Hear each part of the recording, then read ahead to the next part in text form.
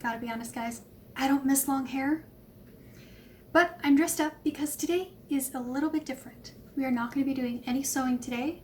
We are actually going to be working on finishing the last touches of our cosplay, which is hair and makeup. So this long, beautiful lace front wig is going to get made up in a Victorian-ish hairdo. And then later on, we're going to do a full face of makeup.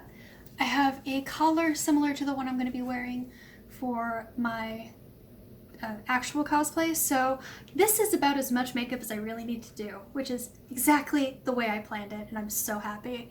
But it's still a really extensive process, and I thought I'd bring you guys along. So let's get started.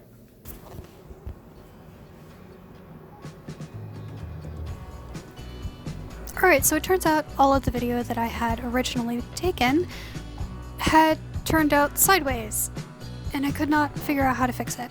That's okay, this is the most important video that I managed to save, and it shows the process that I went through to get a very basic bun style, which would have been popular back in the 1860s. Now, it didn't turn out quite as well as I would have hoped, and I'm probably going to have to redo it. Maybe I'll even use a net to hold the bulk of the hair. It was just a lot more slippery and thick than I'm used to working with, but I'm still kind of happy with how it turned out. Guys, so we're ready to go with our makeup. I have white, green, and purple face makeup by Miran Stick Blend. I also have face primer. I'm not sure I'm actually going to need this. A lot of brushes. I have the NYX Ultimate Very Colorful palette. I'm going to use this for shading. I also have a couple other varieties of palettes for shading. I have eyeliner. I'm going to decide later on if I want to use this. And then I also have more brown for shading. I also have a powder that's translucent. I'm not sure if I'm going to use this or not, but we'll see how it goes. I also have a couple of beauty blenders and they're ready to go.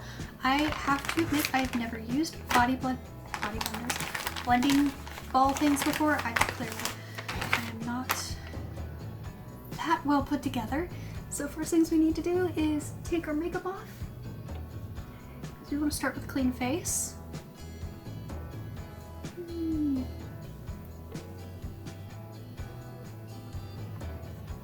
Oh boy, look at that skin tone. Look how uneven it is. Yeah. And you want to make sure your hand's clean. I know that much. All right. So we're gonna get started. Wish me luck.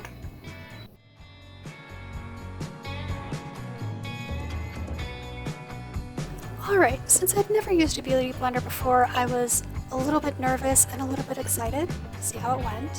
Turns out there was nothing to be worried about. It made the distribution of the face makeup very easy on my face.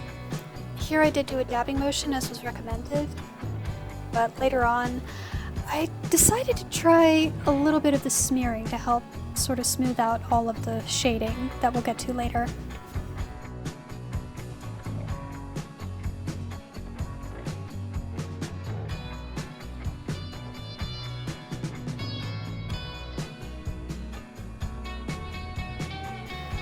So the really nice thing about the Victorian high neck style is that I have less makeup I need to worry about, which is great. I am not very practiced yet at costume makeup.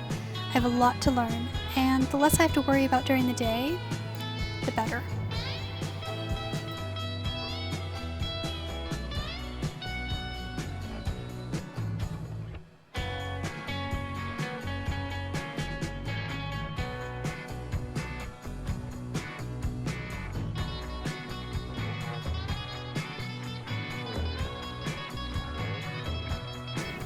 For some reason I tried to do my eyebrows in what I usually do is the brown, and then I tried to cover it up with the green. Didn't really work out. It did make my brows very dark though. I'm not sure how I'm going to deal with this in the future. I might just go over it with some green eyeshadow to get a good shade in.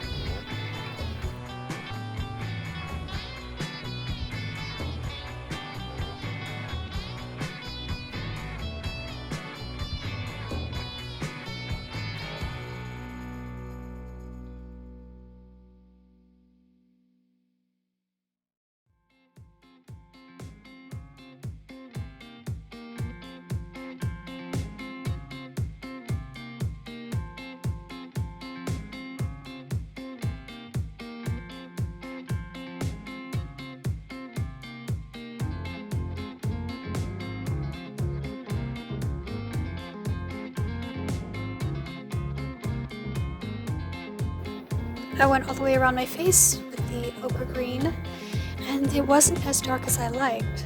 So I went through with some eyeshadow from the NYX palette and just dabbed on a whole bunch of little spots of different colors of green and yellow and brown.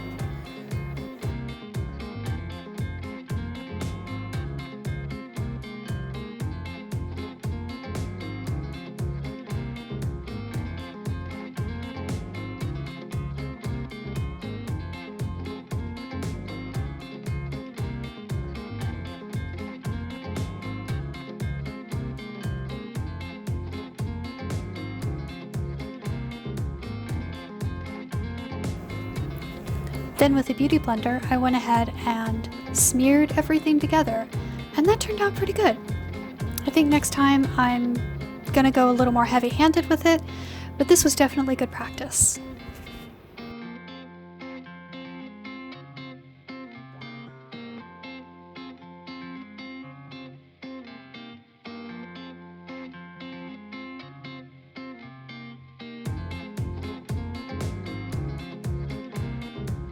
By this point, I look truly the consumptive.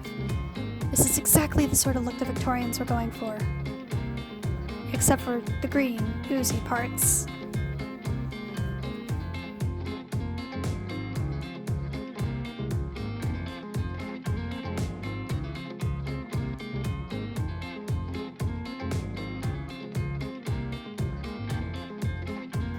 So this look didn't necessarily come out exactly as I had planned. But the nice thing about experimentation is that it doesn't have to. If I make a mistake, that's fine. I still learned something. I learned how to use a beauty blender and how better to use my makeup. I've only used this face paint before one time, so it was a really good opportunity to experiment and work with it some more before the convention.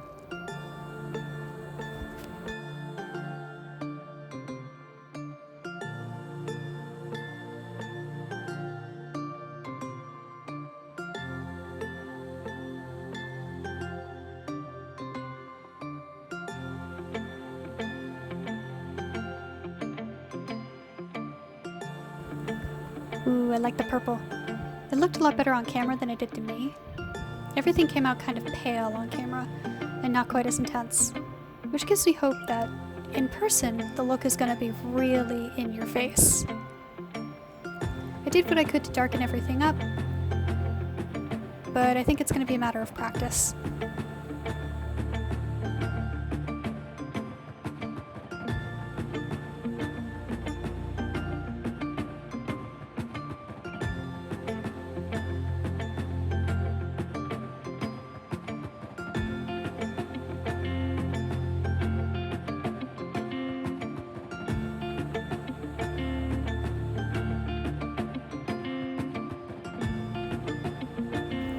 I really wanted this to look smudged and messy, because Beetlejuice does look like he just crawled out of the dirt.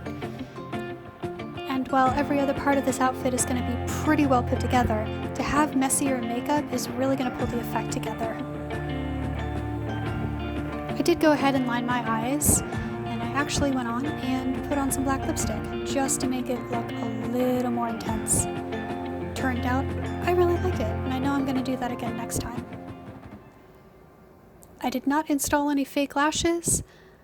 I don't know how, and I don't own any. And honestly, I just never wear them. So I went without, which is just as well. Most Victorians didn't have them either.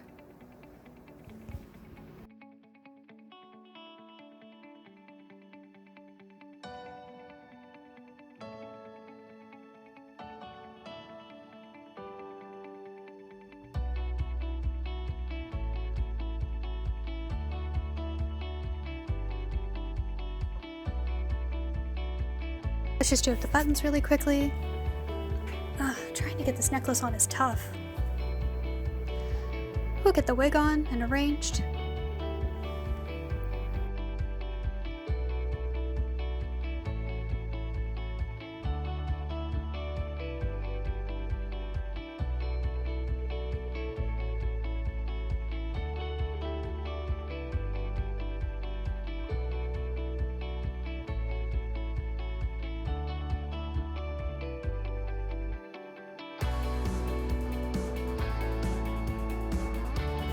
And here we have it. It's a little more understated than what I've seen online, but I definitely like the way it came out. I figured out some ways I might do it differently in the future, but overall, I'm pleased.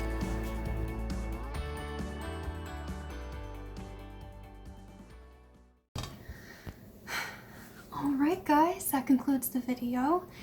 Thank you once again for coming by, and if you are happening by Dragon Con this year, see if you can find me. If you can, come and say hey.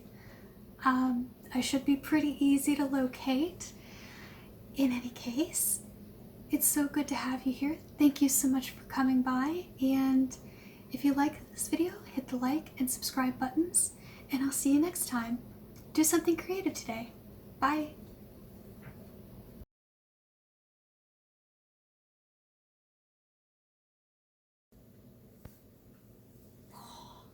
I'm free! Yes! No, thank you.